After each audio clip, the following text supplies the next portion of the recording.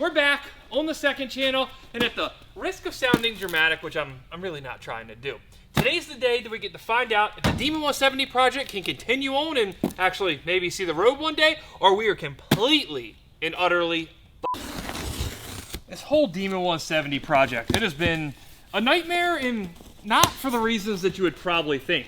You know, like the fact that it was cut up into 10 pieces. To make a long story short though, we picked this thing up from the auction after it was stolen from a higher up in Dodge. Lucky for us though, the thieves got caught halfway through chopping it up, and they recovered a lot of the important parts like the engine, the transmission, the whole rear end, and even some of the interior. We brought it back, figured out it was literally brand new, with under 100 miles on it. I think it was like 61, but we took all the good parts, scrapped what was left of the original Demon 170 shell, and replaced it with yet another stolen Hellcat shell, though this one happened to be in one piece. We painted it panther pink, and well, that's kind of where we left off.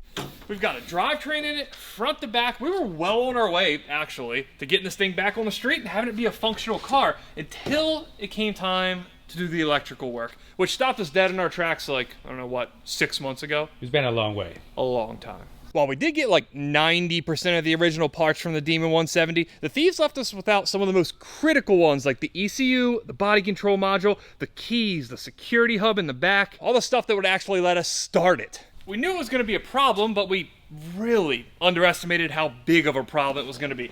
Figured we'd buy a few new modules from Dodge, like the body control module, that RF hub, the ECU. We'd have them programmed just like any other Mopar, be good to go. Fire it up and drive right out the door.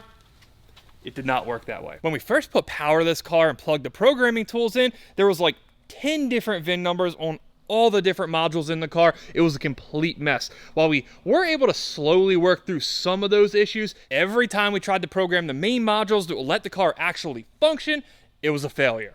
In fact, like 2, maybe 3 months ago, we posted a video of us trying to program this thing on this channel, and it ultimately ended up being us just failing for the whole video.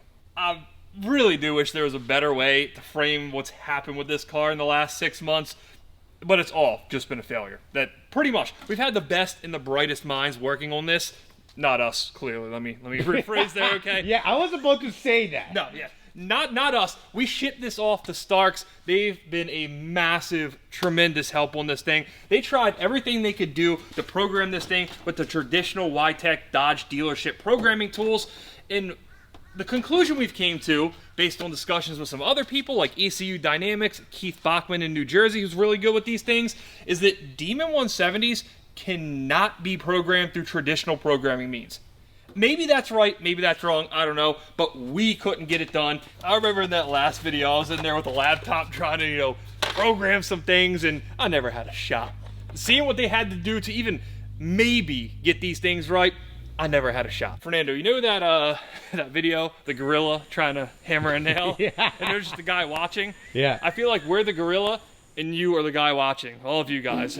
Basically watching us just screw up over and over. Our own programming deficiencies aside, of which there are obviously many, what we ultimately had to do, at least to have a shot of getting this car functional, is send our modules out and have them, how do I say this, hacked, I guess. We sent our body control module, our ECU, our RF hub, and 2 keys out to somebody who, from what I can understand at least, and I understand this much of it, they disassembled the modules, put them on a bench, and tried to just start writing VIN numbers into them. I'm sure you can probably tell by my horrendous explanation there that I don't really know what they did. Every picture they sent me, everything that they were telling me they did to this, at the end of the day, the person that did all this told me, I think we got it. So, even though I probably shouldn't be, I'm feeling optimistic. What about you, Fernando? I'm extremely optimistic about this. Extremely? Dude, they have to be running. It's been too long. Like, I feel like we can handle a lot of problems with cars here. We've got an awesome team, and there's a lot we can do. This is not one of those things. So to have a problem where even the people that usually can figure this type of stuff out, they can't figure it out, you almost feel like helpless. And it definitely feels like, in a sense, we're letting you guys down too. Because if I had my way, this thing would have been done, well, 6 months ago, basically, right? Yeah. Obviously, we couldn't waste any more time with this thing, so when the module showed up yesterday, we ran right to Starks, brought the car back so we can give it a shot and find out once and for all if this thing's actually going to work. I really do apologize for the delay in this. We have been trying our best along with everything else that's going on here. But again, it's just been like setback after setback. And we have personally spent, I just banged my head against that. We personally spent, I don't know, 100+ hours on this thing trying to get it coated, even though we don't know what we're doing. And then we have Stark's, again, Stark's Performance and Maintenance in Annapolis, Maryland. They've been huge. The car has been at their shop for months now. They've been trying their best. They've helped out tremendously. So if you guys need anything done to your Mopar, go show them some love. They build some awesome fast cars. When the Trap Hawk showed up from auction without keys, they came over here, programmed it in like 5 minutes. So I have no doubt that this thing could have been done through traditional means. It had been done long ago. So we have power, Fernando. Really? The battery is, I thought it was. Yeah, it is. Okay.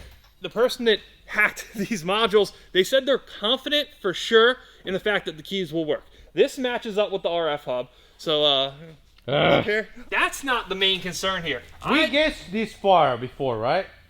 We got this far with a different RF hub in it. Okay. We had like red eye stuff in this, using red eye keys, and it kind of sort of worked. Didn't really. But when I hit this lock button, I didn't hit. That was just a timeout. When I hit this lock button. Okay. All right. We're what, like 25% of the way there? Yeah. 50% of the way there? Ooh. Well, that's loud. Wait. That works. All right, we got something. That works. And look at the headlights. we've seen all that before now. But it's still. This is good. This is good. I will try to not hype myself up too much because I don't want to set myself up to be let down when this thing doesn't do anything else. But sweet. Cool. All right. I'm curious to see, now that we have the right modules in here, what the VIN numbers look like in all the other modules now.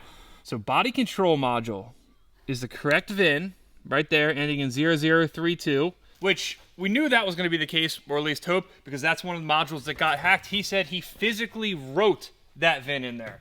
What I'm really curious to see is some of these other modules, the ones that last time were showing up as all this weird different stuff.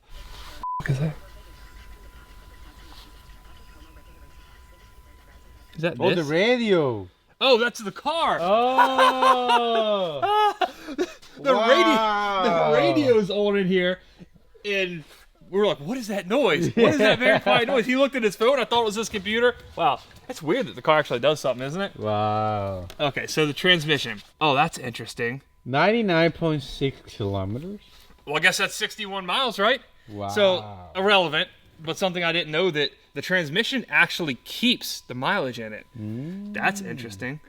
VIN current, VIN... So they're both right now. Woo. Last time we were at this, it showed the current VIN as being something completely random. We never really figured out where that came from. It always showed the proper original VIN. Now they're both right, and we didn't do anything to the transmission. Let's try the steering. This was also off. I know that for sure. And we knew that the steering column was the original one from the car. It was pretty clear. Current, original, boom. All right. I think we're good. We're going in the right direction. I started to say it, and then I stopped saying it because it felt weird to say, and I don't want to get ahead of myself again. I think we're good. I know we're just reading VINs now, but for some reason, we can't turn it. It won't turn off. Oh, I know what the issue is. Okay. If you have the emergency release for the neutral on the transmission pulled, it won't let you turn it off. We're off. It functions like an actual car now. Is this procrastination? In a sense. Also, I got the print is done notification on the watch here, so I have to come over and check it out, right? So in other news, again, not to procrastinate here, we got a 3D printer that actually works now. So not a demon badges, along with Fernando Supercharger badges, are now back in stock finally on the Scrap Shop. What about the merch? You forget about that. These two, yeah. No, turn around. Look at the model. Yeah. Well, not about that. As much as I almost didn't want to believe that this was going to work out, everything so far has. So I guess the next step is to find the starter relay and try to crank this without cranking it. We don't have oil in it. There's actually not an oil cooler on it. Frankly, I don't even remember where we left off with this thing. So I don't want it to actually turn over, because then we might damage something. But we should be able to find out if it would, in theory, turn over. We'll bust out the multimeter here, which is actually one of the electrical tools we're qualified to use, and see if this thing would crank over if it had the starter relay in it. You know we could have used a forklift, right? Yeah, that's not fancy. What we're gonna do is take another starter relay, not the one we actually have to put back in the car, and hack it up a little bit. We're gonna bend pin number 87 outwards and upwards. You know what I said about that gorilla hitting the unintentional reenactment. I'm getting nervous here if you can't tell. I'm getting nervous. We're gonna stick this thing back in. That pin's gonna be up. So when Fernando goes aside, it hits the start button, this multimeter is going to show 12. Alright. I'm confident. And we're Gucci. If Should it's be. not, We are theoretically Gucci if this happens. if it's not, we're going to turn it into a race car. If it's not, there's a boat ramp less than a quarter mile from here. This thing is going down. Just do it. 3, 2. Ah, yes! Oh, I literally dropped it. I didn't hit the paint. But it worked. Okay. I ripped the probes out of the thing.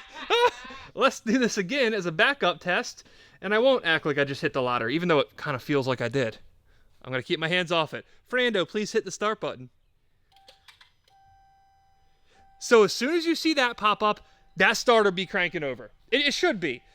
I mean, there's probably like a 10% chance that we're wrong about that, and something else will screw it up, but that's all there is to it. It is certainly much less climactic than actually hearing the engine turn over, but it's basically the same thing at this point, and I'm really happy about it, obviously. That means we're about to be... We'll put seats in it first, but yeah, I mean... You get my idea, right? There is a lot that has to be done to this still. I'm pretty positive we just crossed off the biggest hurdle, but now we have to kind of like figure out where we left this thing. There is, right now it just looks like a Mopar storage bin. There's boxes for all the stuff we had to order. There is BCM boxes, RF hub boxes. What is there? Something in here. What is that? Oh, it matches the car. This is, a new clock spring assembly that they ordered because they couldn't get that to program. We got our work cut out for us. But I think, and I really don't want to get too excited, because if we just assume this is all working and it will actually crank over and run, and then it doesn't, then it's going to be an ugly scene. We still have to be cautiously optimistic, right, Fernando? Yeah, the engine can be knocking, transmission No. like differential could be destroyed, but hey, we're trying to stay positive, right? No, we do the destroying, all right? Right. We cause the engine to knock. We break differentials. Yeah, I'm mainly concerned about the fact that, like, something else coating-wise isn't right, and we learned the hard way that it'll maybe crank but not run. There's still a long way to go, but I'm at least 4 or 5 times more confident now, right? We're on the right direction right now. I think that's unobjective, right? Yeah. This is clearly a step in the right direction, even if it's not the finishing step. We're still getting somewhere. We've done, and I say we, but again, it's really all thanks to the people that we were listing out earlier in the video. They're the ones we can thank for this bit of progress. Jesus Christ. What? We got a full house. That's actually another problem. We have like a little over a month. I think 35 days. What's that, 5 weeks? To get the Supra running and on the track. We've got an event in the beginning of May at Dragway 42 in Ohio. Big 3 Racing. Their new shop's opening up. I want this thing there, and we are a long way off. So this, I guess, still takes priority over this one. And then there's the Trackhawk. That's back. You probably can't see it. Hopefully can't. There is a scissor lift in the background that we've been trying to block it with, so you guys can't see the paint color. Though if you look hard enough, you're probably going to see it in a video. The Trackhawk, it's not really time sensitive, so I guess I'm kind of happy to leave that behind the scissor lift for like another month and try to get the Supra finished, or at least running.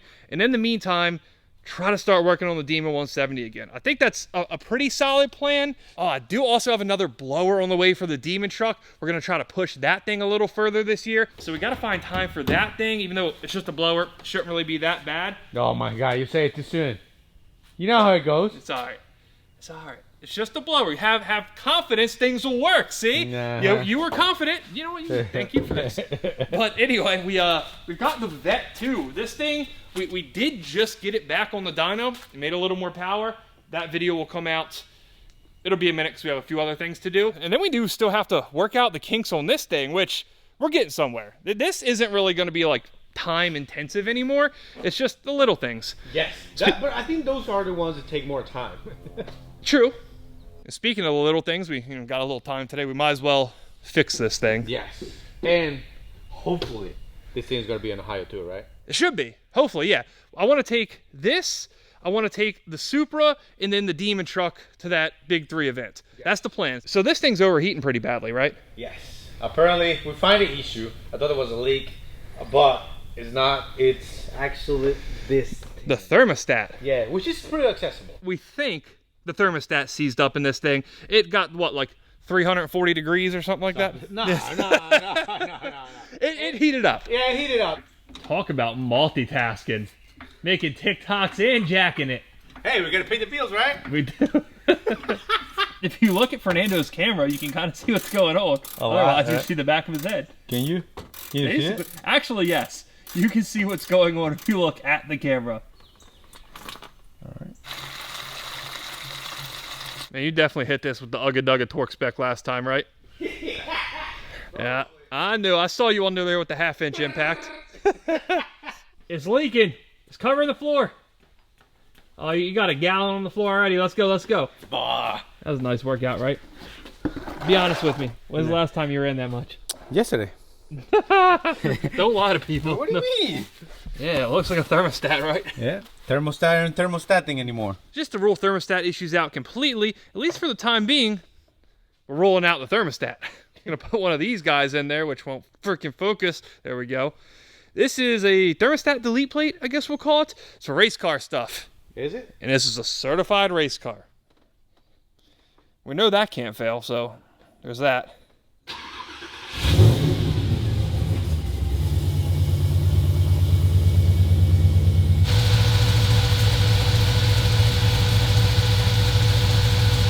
One thing we kind of have to play with here to get this new cooling system modification dialed in is our fan temperature. It used to come on at like 150 degrees, but to make sure the car doesn't run too cold now, we set it to not come on until 200 degrees.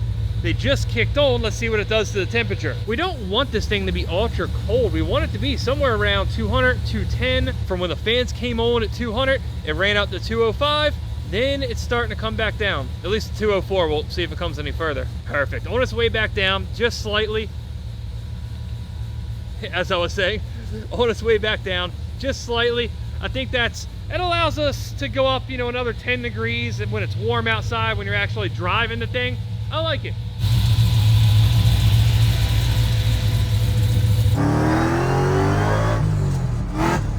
God, this thing's fast. You feel it? It's fast when it actually has traction. Wow. That was just 60% throttle, by the way. Wow. It's faster than I expected it to be, honestly.